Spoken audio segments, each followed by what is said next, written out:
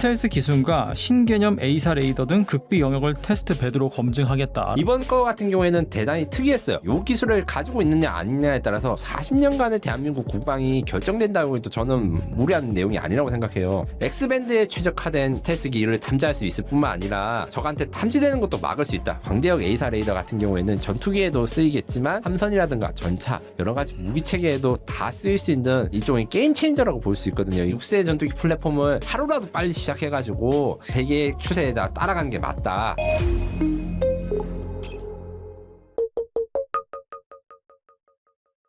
주식, 암호화폐, ETF까지 원픽 리포트.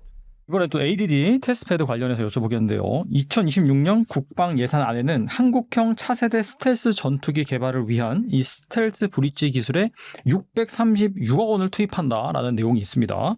스텔스 기술과 신개념 A사 레이더 등 극비 영역을 테스트 베드로 검증하겠다라는 그런 계획인데 이 ADD가 실물 크기의 스텔스 모형을 만들려는 이유는 무엇일까요? 미래도전 국방기술로 2005년 2년 기획협의체 기획연구 발표에 이렇게 제가 실제 슬라이드 찍은 거를 넣어서 드렸는데 쉽게 말해서 ADD는 자체 연구도 하는데 연구를 용역을 줍니다. 무슨 말이냐면 대한민국의 국방 쪽 관련해서 미래의 그 핵심 기술 같은 것을 연구할 그 아이템을 발굴한 다음에 요거를 연구할 기업체라든가 혹은 연구소에 대해서 모집하면 예산을 주고 연구를 시키는 게 ADD의 핵심 역할이죠.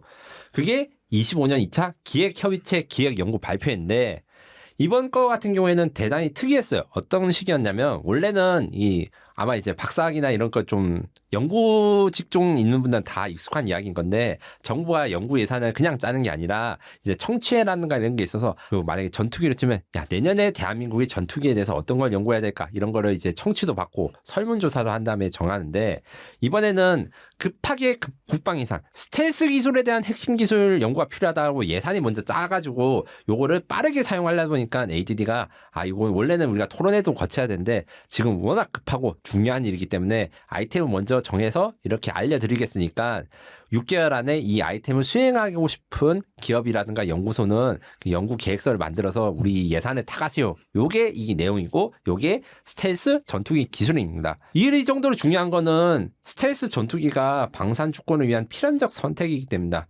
단순히 그냥 우리가 없는 기술을 개발한 게 아니라 요 기술을 가지고 있느냐 아니냐에 따라서 2020년대 후반부터 2060년까지 그러니까 앞으로 40년간의 대한민국 국방이 결정된다고 해도 저는 무리한 내용이 아니라고 생각해요. 그러면 스텔스기 만드는 기술 KF-21은 뭐 스텔스 기술 안 들어갔냐? 들어가긴 들어갔는데 지금 현재에서는 여러 가지 한계가 있다. 뭐 실물 크기 전투기를 좀 분석을 하거나 전투기 만드는 것도 중요한데 분석하는 게 굉장히 중요합니다. 내가 뭐 F-35 스텔스 전투기 샀는데 이게 진짜 스텔스기야? 아니야? 뭐 걔들이 스텔스기니까 그냥 그런갑다고 해서 운영해야지 이렇게 하면 실제로 거의 성능을 10분의 1도 못 씁니다.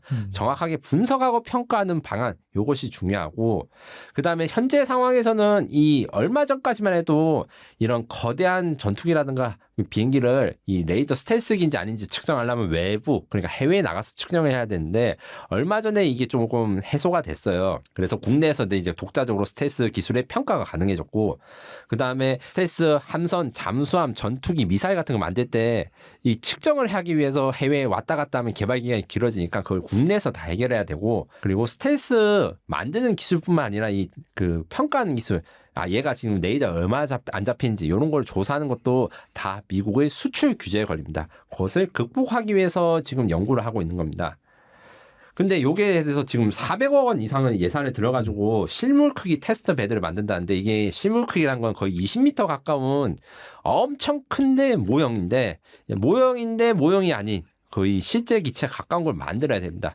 단순히 뭐 모양만 그대로 따라하고 아니면 축소기라면 이게 실제 데이터랑 달라요. 이 물리학의 세계로 이야기를 하자면 모형에다가 만약에 이제 스텔스 도표, 도료, 페인트 같은 거 칠하는 거랑 실제 크기의 페인트 칠하는 거랑 효과가 다르거든요.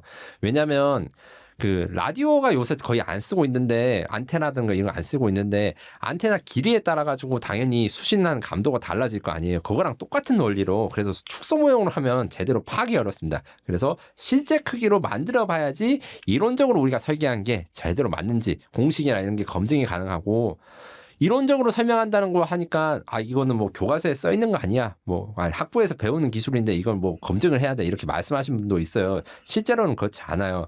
독자적으로 이 각도에서 무슨 물질에다가 전파를 쏘니까 이런 게 반사된다. 이거는 데이터베이스를 만드는 거는 그 해외에서 사올 수가 없습니다. 그거를 만드는 것이 바로 이 실물 크기 테스트 베드입니다. 그래서 지금 만들게 된 테스트 베드가 나오면 컨포멀 안테나 기술, 요게 일단 그 고려됩니다. 요거는 이미 LIG 넥슨이나 이런 데서 기술적으로 실험실 단계로 시제품을 내놨는데 컨포멀 안테나는 건 쉽게 말해가지고 휴대폰 안테나 같은 거예요. 이게 나이가 있으신 분들은 옛날 휴대폰 기억하실 건데 옛날 휴대폰은 안테나가 있었잖아요. 지금은 안테나가 이제 그 휴대폰의 바디에 통합이 돼가지고 돌출되는 부분이 없죠.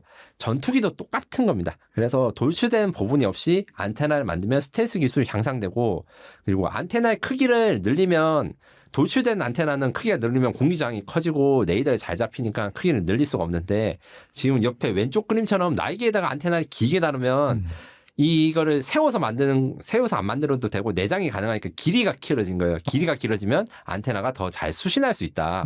이런 장점이 이미 F-35, F-22 같은 전투기에는 적용이 되어 있습니다. 그리고 무미익 설계, 테일리스 파이터라는 그 개념이 필요합니다. 꼬리 날개는 비행기의 앞뒤 좌우로 갈 때 반드시 필요한 거로 것이고 이게 사실인데 레이더에 잘 잡혀요. 이 레이더라는 게 결국에는 반사가 잘 돼야 되니까 밋밋해야 되거든요, 디자인이. 그래서 꼬리 날개를 없애는 게 굉장히 어렵습니다. 그냥 없애면 되지 않겠냐 생각하는데 없애고 나서도 일반 전투기처럼 비행하는 기술이 어려워요. 여기에 대한 기술을 개발을 해야 되는 게 무미익 형상 개발을 해야 된다. 그리고 내부 무장창 개폐, 맨 오른쪽에 있는 그림은 뭘 설명한 거냐면 스텔스기는 평평해야 되기 때문에 무장을 내부에 장착하고 필요할 때만 꺼내 쓰거든요. 근데 이제 앞으로의 전투기 같은 경우에는 그 무기를 꺼내는 순간에 순간적으로 레이더에 잘 노출이 돼서 그 1990년대 코소보 전쟁이 있을 때 미국 스텔스기가 격추된 적이 있었어요. 무기를 여는 순간 레이더에 딱 잡히니까 그 타이밍을 노려가지고 미사일을 발사해가지고 격추됐거든요. 네네. 그래서 열리고 난 다음에도 미사일이 그 레이더에 잘 안 잡히려면 어떤 기술을 써야 되는지 이런 거는 미국이 절대 공개하지 않는 극비 기술입니다. 스텔스 중에 스텔스 기술이기 때문에 이런 것들의 개발도 필요하다. 그리고 ADD가 개발하는 차세대 A사 레이더는 기존 단일 주파수에서 벗어나 이 저주파, 고주파 전체 밴드를 자유롭게 활용할 수 있는 광대역 스텔스 레이더라고 하더라고요. 이런 광대역 레이더가 KF-21의 기존 A사 레이더와 비교했을 때 갖는 강점이 무엇일까요? 여기에 이제 지금 뭐 광대역 레이더는 제가 지금 말씀드린 그 스텔스 테스트 베드에 단순히 이제 스텔스 모형만 들어가는 게 아니라 실제 이 광대역 A사 레이더의 그 시제품이 들어가는 걸 목표로 합니다. 그럼 이 광대역 레이더, 광대역이라는 거는 주파수 밴드인데 주파수의 그 밴드 스펙트럼이 넓으면 뭐가 좋냐? 주파수는 이제 FM, AM 라디오 이것도 너무 옛날 비유긴 한데 그 주파수 100점 몇 이런 식으로 해서 다이얼을 조절해서 옛날에 라디오를 들었잖아요. 맞아요. 네. 이 주파수에 따라 가지고 이 전투기가 사용할 수 있는 그 특성들이 다르기 때문에 전투기는 보통 X밴드라고 하는 주파수 대역을 씁니다. 여기에 출력이 작아도 잘 탐지할 수 있어서 효율이 좋아서 뭐 KF-21이든 F-15든 F-35든 다 X밴드 레이더를 써요. 그런데 이렇게 되면 X밴드 주파수를 잘 막을 수 있는 기술, 전자전 혹은 스텔스 기술만 있으면 걔들이 무력화되는 거예요. 그거를 막기 위해서 저주파수, 고주파수를 자유롭게 왔다 갔다 할 수 있으면 이 오른쪽 그림처럼 X밴드에 최적화된 이런 스텔스기를 탐지할 수 있을 뿐만 아니라 내가 적한테 탐지되는 것도 막을 수 있다. 왜냐? 주파수를 왔다 갔다 하니까 원래 전자전이란 건 적이 어떤 주파수를 쓰는지 알아낸 다음에 거기에 대해서 대응하는 방식으로 하는데 내가 무슨 주파수를 쓰는지 모르면 대응하기 굉장히 어려워집니다. 요거를 설명한 게 이 그림인데 이렇게 광대역 A사 레이더에서 다양한 주파수를 넓은 주파수를 스펙트럼을 사용해서 탐지할 뿐만 아니라 단순히 레이더의 기능을 넘어서는 것도 목표로 하고 있습니다. 기본적으로 이제 앞서 말한 게 전자전 회피할 수 있는 것도 있고 자기가 전자전 장비가 될 수 있어요. 그러니까 전파의 특성을 마음대로 바꿀 수 있으니까 적을 찾고 싶을 때는 레이더 전파를 쓰다가 적을 찾았어. 그런데 적에 대해서 공격을 하고 싶으면 레이더 전파가 아니라 재밍 전파로 바꿔가지고 쓸 수 있는 그래서 다목적 광대역 레이더라고 합니다. 여기다가 이제 더 발전이 되면 이 레이더 전파를 휴대폰 안테나처럼 사용해가지고 이걸 통신이나 네트워크로 쓸 수 있어요. 그 레이더를 사용하지 않고 우리나라 그 같은 기체들끼리 통신하는 뭐 라디오 장비 이런 거 다 할 수는 있는데 아무래도 안테나 크기가 한계가 있으니까 용량이 한계가 있습니다.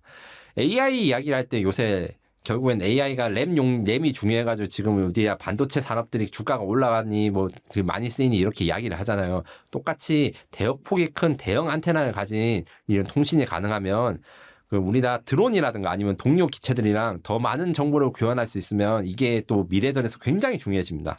요것들을 구현하는 것이 바로 광대역 A사 레이더라고 할 수 있어요. 그리고 전투기 스텔스 등급을 판단하려면 대형 ICS 통합 측정 기술이 핵심이라고 하더라고요. 한국이 독자적인 ICS 통합 측정 제어 기술을 확보한다면 이 KF-21과 미래 전투기 개발에서 어떤 전략적 이점이 있을까요? 이게 앞서 설명했을 때 제가 이제 오해를 드리면 안 되는 게 이 스텔스 전투기 테스트 베드는 6세대 전투기랑 관련이 있긴 한데 우리나라가 6세대 전투기를 만들자고 결정이 난 건 아닙니다.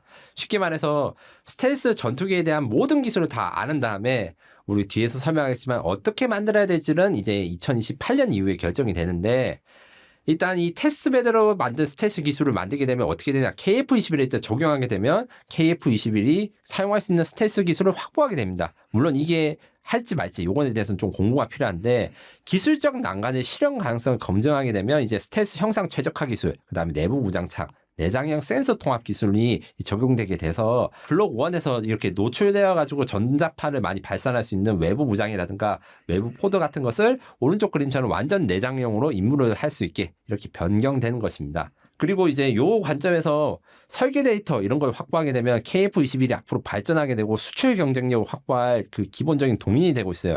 KF-21에 대해서 우리는 이제 자랑스럽게 이야기를 하는데 저 같은 사람이 대한민국 한국만 이런 밀리터리 매니아가 많은 게 아니라 외국에도 많거든요. 특히 어디에 많냐면 폴란드라든가 튀르키예 같이 개발도상국 중에 방위산업에 관심을 가진 나라들. 저 같은 이제 튀르키예판 김민석, 폴란드판 김민석 그런 분들이 있어요. 저는 그런 분들 말은 못 알아들으니까 이제 AI한테 이제 영상을 좀 요약해 달라 해가지고 듣는데. 그분들 입장에서 KF-21 공격한 게 항상 있습니다. 완벽한 스텔스기가 아니다. 그래서 자기들이 스텔스기 만들면 무조건 이긴다는 거예요. 같은 업종으로서 그런 말을 한 게 어느 정도 이해는 가지만 그 말이 사실이 아닌 것은 우리가 KF-21은 스텔스 기술로 확장될 수 있는 기본 플랫폼으로 설계됐기 때문에 이번에 테스트 베드를 통해서 이렇게 스텔스기로 바꿀 수 있는 기술이 검증만 된다면 이렇게 형상 설계 데이터나 이런 변경할 수 있는 걸 적용해서 미래 KF-21 혹은 미래 전투기에다가 충분히 적용할 수 있게 되는 검증 가능한 기술을 확보하게 되는 것입니다. KF-21 EX 블록 3가 F-35급 이상의 5.5세대 성능이 가능하다는 기대도 있지만은 형상 변경이라든지 스텔스 개량의 기술적 난도도 지적이 되고 있는 부분이긴 합니다. 테스트베드 결과가 KF-21 EX 업그레이드의 실현 가능성을 어떤 방식으로 검증하게 될까요? 네, 기본적으로 형상 설계 데이터를 확보하게 되고 지금 이제 실험실이나 컴퓨터 시뮬레이션 하는 거를 설계를 할 수 있는데 이게 제대로 말이 되는가? 그다음에 이게 돈이 얼마나 될 것인가에 대해서 우리가 설득력 있게 제시를 하지 못해요. 인터넷에서 좀 뇌피셜 정보를 하시는 몇몇 유튜버 분들이 있어요. 제가 맨날 그런 분들 가가지고 댓글로 싸우고 하는데 KF-21 EX가 얼마나 돈이 들 것인가 아니면 6세 전투기 얼마나 돈이 들 것인가 지금 현재 모릅니다.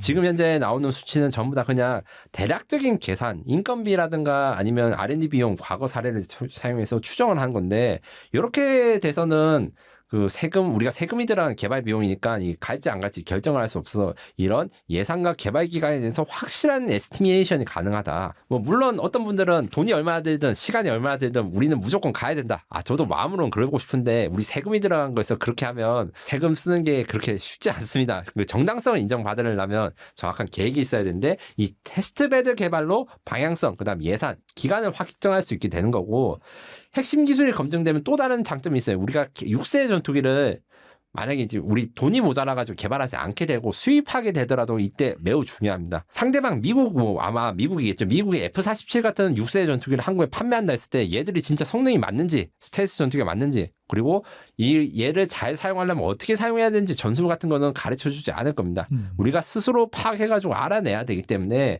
그런 기초적인 기술을 지금부터 연구를 하지 않으면 도입하고 나서 연구하면 거의 연구에 4, 5년 이상 걸리기 때문에 4, 5년 이상 깡통 비행기처럼 쓸 수 있는 거예요. 이런 것을 예방하기 위해서 테스트 베드를 사용한다. 그리고 이제 향후 광대역 A사 레이더 같은 경우에는 전투기에도 쓰이겠지만 그리고 함선이라든가 전차 여러 가지 무기 체계에도 다 쓰일 수 있는 저는 이쪽이 게임 체인저라고 볼 수 있거든요. 이게 스텔스 기술만큼 그냥 굉장히 중요해서 제가 네. 질문 따로 나눈 것도 있습니다. 이런 것들을 생각하면 굉장히 의미 있는 개발 방식이 되고 테스트 베드가 반드시 필요하다라고 이야기할 수 있습니다. 이번 실기체급 스텔스 테스트베드 구축은 향후 KF-21 확장, 이 블록 3 이상을 뜻합니다. 완전 신규 6세대 개발, 해외 플랫폼 도입 가운데 어떤 노선을 또 선택할지 판단하는 기준점이 될 것이다 라는 평가가 있는데 이번 테스트베드의 결과가 한국의 차세대 전투기 개발 방향에 어떤 영향을 미칠 수 있다고 보시나요? 저는 시나리오 3가지를 지금 여기 제시를 하고 있습니다. 요렇게 이야기하면 이제 담당하신 분들이 제가 너무 앞서 나갔다고 걱정을 하시는데 그 해외 취재라든가 내용을 봤을 때 우리가 스텔스 테스트베드 그 연구 결과로 스텔스는 이런 기술이 들어가고 만들 때 어떤 소재가 필요하고 그다음에 돈이 얼마나 들겠구나 하면 일단 시나리오 A 그 완전 신규 6세대 그러니까 KF-XX가 2030년대에 시작될 수 있습니다. 어떤 분들은 이미 시작됐다고 표현하신 분들이 있는데 제가 취재를 해본 결과 만들겠다 결정난 게 아니고 이번 스텔스 전투기 테스트베드도 6세대 전투기를 만들겠다고 결정한 게 아니에요. 왜냐하면 이렇게 말한 이유는 어떤 분들은 KF-21을 벌써 포기하냐 이렇게 말씀하시는 분도 있기 때문인데 KF-21을 포기하냐 포기하지 않냐는 스텔스 기술을 연구를 해봤을 때 KF-21을 개량을 하거나 개조를 하는데 비용이 너무 많이 들거나 효과가 너무 떨어진다 한다고 이제 판정이 날 경우에는 아예 새로운 요 그림과 같이 완전 가오리 같이 생겼죠. 꼬리 날개가 없는 네. 요런 디자인의 6세 전투기 플랫폼을 하루라도 빨리 시작해가지고 그 세계 그 추세에다 따라가는 게 맞다. 다만 요렇게 갈 경우에는 예산이 뭐 한 2, 30조 들 것이고 이 세금을 어떻게 마련할 것인가. 또 지금 또 인도네시아 때문에 계속 고통받고 있는데 이것도 혼자서 못 만드니까 공동 개발을 누구랑 할 것인가. 제가 일부에서 이제 아랍에미레이트 이야기도 했지만 아랍에미레이트 말고도 막 국제 뭐 여러 나라가 모여야 될 수도 있어요. 이런 거에 대한 여러 가지 좀 골치 아픈 시작이 될 것이다. 그리고 시나리오 B. 다행히도 우리가 KF-21을 개조하고 이제 개량해서 KF-21이 지금 4.5세대인데 F-35를 능가하는 5.5세대로 발전할 수 있다는 게 연구를 해서 검증이 되면 뭐 지체 없이 바로 KF-21 EX나 블록3를 해서 KF-21을 스텔스 버전을 하겠죠. 이게 KF-21 EX에 대해서 제가 이제 상상도를 만든 건데 이렇게 개조를 하게 되는데 비용이 별로 안 비싸고 빨리 만들 수 있다. 이렇게 되면 이제 리스크가 큰 개발 대신에 저렴한 비용으로 5.5세대를 만들어서 수출 경쟁력도 강하고 대한민국의 전력 증가국 되는 아주 좋은 시나리오가 되겠죠. 저는 사실 시나리오 B가 좋다고 생각해요. 왜냐하면 돈이 제일 작게 들어가고 기간이 제일 빨리 들어갑니다. 근데 이게 A가 맞을지 B가 맞을지 지금 현재 이야기하는 건 의미가 없는 거예요. 어느 정도 돈이 들고 어느 정도 어려운지 연구가 필요한 상황이기 때문입니다.